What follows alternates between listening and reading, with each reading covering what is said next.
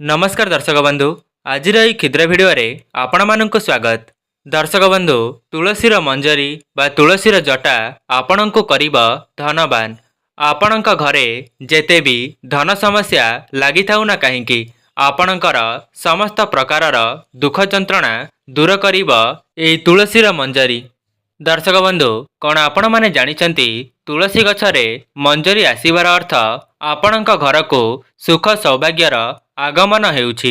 जदि भी आपणक तुलसी गछरे मंजरी आसी जाउछि एवं आपण ताकू फिंगी देउचंती तेबे एही भिडियोटी को थरे मात्र निश्चय देखंतु, जहा द्वारा आपण मानंकु मु एपरि किछि उपाय कहिबी जाहाको करिबा द्वारा आपणक घरे धनजनित समस्या दूर होई आपणक घर को सुख समृद्धि माड़ी आसीबो।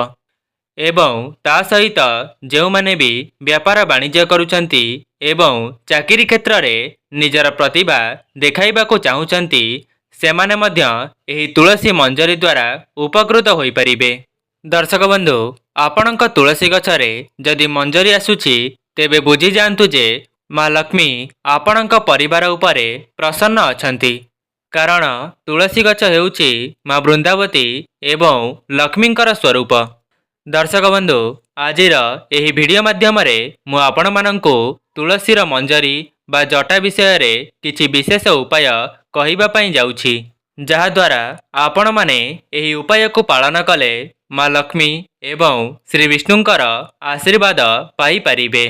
दर्शक बंधु प्रत्येक हिंदू मानंक घरे अगणारे माँ वृंदावती पूजा पाती।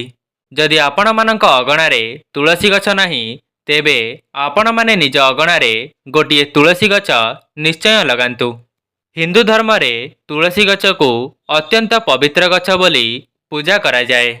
तुलसी गछरे माँ लक्ष्मींकर वास होइथाए, सेथिपई आपण माने प्रत्येक दिन सकाळे एवं संध्यारे तुलसी गछर पूजा करंतु। आपण माने सकाळे पूजा करिबा समय रे तुलसी मूलरे जल अर्पण करंतु एवं संध्या समय रे तुलसी गछ मूलरे गोटिए दीप प्रज्वलन करंतु। दर्शक बंधु तुलसी गछ सह तुलसीर मंजरी भी अत्यंत पवित्र होइथाए।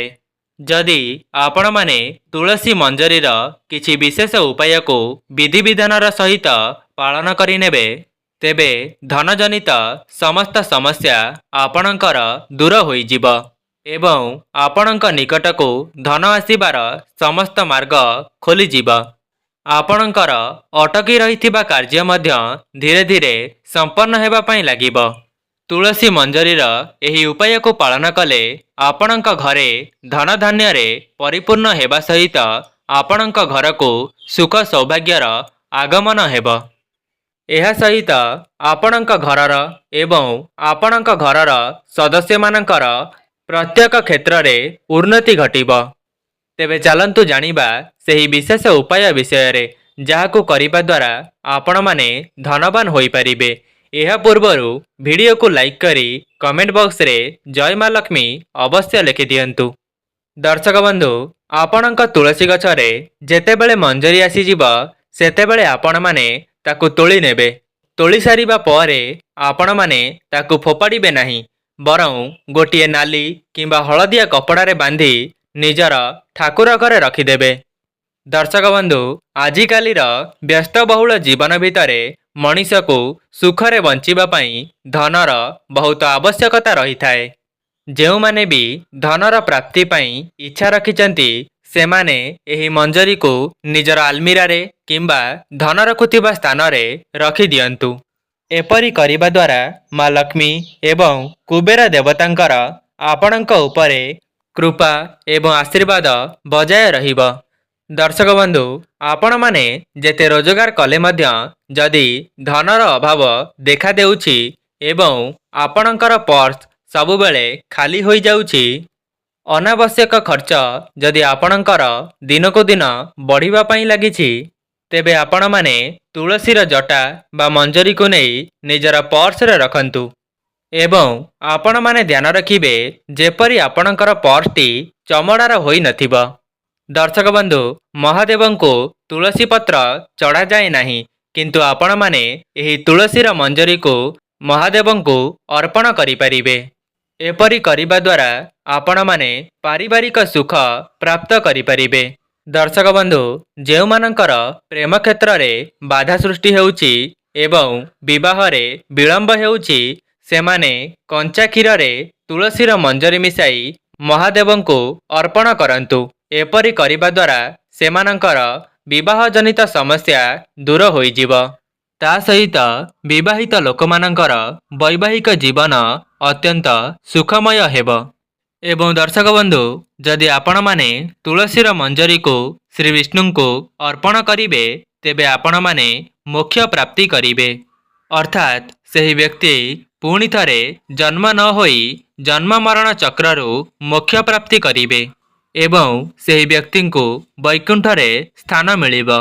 दर्शक बंधु, जदि आपणकर धन जनित समस्या देखा देउची एवं धन आसीबार समस्त मार्ग बंद हो जाइछि, तेबे आपण माने गुरुवार दिन एही तुलसी मंजरी को माँ लक्ष्मी को अर्पण करंतु।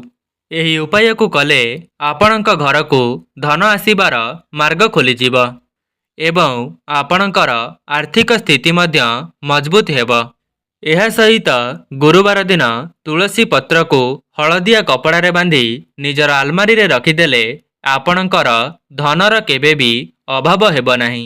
दर्शक बंधु, शास्त्र रे मान्यता अछि तुलसीर मंजरी धन को आकर्षित करिथाए।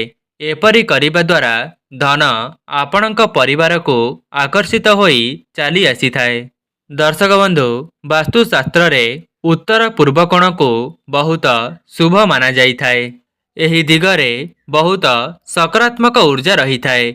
सेथिपाई जदि आपण माने गोटिए माटी पात्र रे तुलसी मंजरी को रखिबे, तेबे आपण को प्रत्येक देवदेवींकर आशीर्वाद घर उपरे प्राप्त हेब। सेथिपाई जदि आपण माने एही उत्तर पूर्व दिगरे गोटिए माटीर पात्र रे तुलसीर मंजरी को रखंती, तेबे आपणकर व्यापार वाणिज्य रे उन्नति घटिब। आपण माने जानिथिबे पूजा घर को अत्यंत पवित्र माना जाइथाए। सेथिपाई ईशान्य कोण रे पूजा घर रहिबा उचित। जदि आपण माने निज पूजा घरे तुलसीर मंजरी रखिबे, तेबे आपणक घरे सदा सर्वदा माँ लक्ष्मींकर स्थिर वास हेब। ता सहित घरे सकारात्मक ऊर्जार संचार हेब। आपण माने तुलसीर मंजरी को गोटिए लाल कपड़ा रे बांधी निजर पूजा घरे लुचाई करी रखिबे। सेही तुलसी मंजरी को ठाकुर घरे रखिबा समय रे आपण माने वृंदावती एवं श्री विष्णु को मने मने स्मरण करिवे। आपण माने चाहिले निज बालकुनी रे उत्तर पूर्व कोण रे तुलसीर मंजरी को रखि पारिबे। एपरि कले घरे केबे भी धनर अभाव रहिब नाही एवं गृह को धन आसीबार मार्ग मध्य खोली जीव। दर्शक बंधु, माँ लक्ष्मींकर पूजा करिबा समय रे आपण माने तुलसीर मंजरी को रखी पूजा करिले माँ लक्ष्मींकर आशीर्वाद आपणक उपरे विशेष भाव रे प्राप्त हेब। माँ लक्ष्मी को आपण माने गुरुवार दिन तुलसीर मंजरी निश्चय अर्पण करंतु। एहा सहित जदि आपणक गृह रे कलह देखा देउछि एवं ता सहित आपण किछि मानसिक जंत्रणा भोग करुछंती, तेबे गंगा जल सहित तुलसीर मंजरी मिसाई घरर उत्तर दिगरे रखंतु एवं प्रत्येक दिन स्नान करि सारिबा परे आपण सेही जल को घरर चारि पाखरे छिंची दियंतु।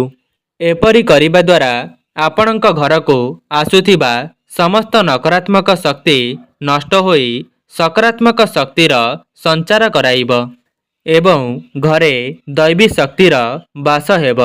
दर्शक बंधु, वास्तुशास्त्र अनुसारे घरर उत्तर पूर्व कोण धन को आकर्षित करिथाए। एही दिगटी कुबेर देवतांकर स्थान अटे। एही दिगरे गोटिए तंबा किंबा काचर जगारे जदि आपण माने तुलसीर मंजरी को रखिबे, तेबे कुबेर देवतांकर आशीर्वाद आपण को निश्चय प्राप्ति होइथाए। दर्शक बंधु, तुलसीर मंजरी को निजर स्नान जल रे मिसाई स्नान कले घरु वास्तुदोष नाश होइथाए। ता सहित ग्रह मानक दशारु मध्य मुक्ति मिलिथाए। तुलसीर मंजरी को निजर पीवा जल रे मिसाई पीले ବ୍ୟକ୍ତି को नजर दोषरू मुक्ति मिलता है। दर्शक बंधु आपणक तुलसी गछरे मंजरी आसिले ताकू देखिकरी अणदेखा करंतु नहीं।